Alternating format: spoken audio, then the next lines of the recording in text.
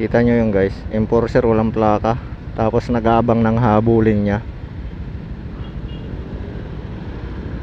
Ayun na, mabante.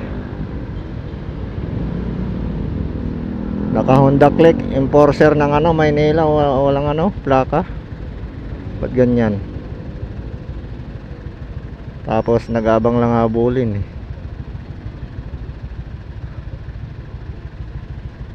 Sarili na, hindi niya masita. Walang kaplaka. Oh, ayan oh, naka-red pa oh. Naka-red pa oh, mabante yung ano, enforcer. Enforcer ng Maynila yan eh.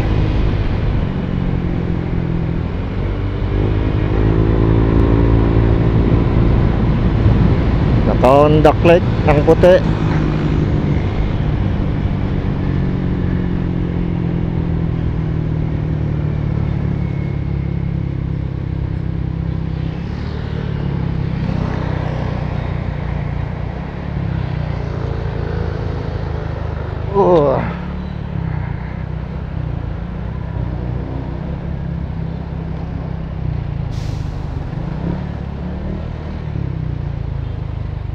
Pasaway yung enforcer na yun ah.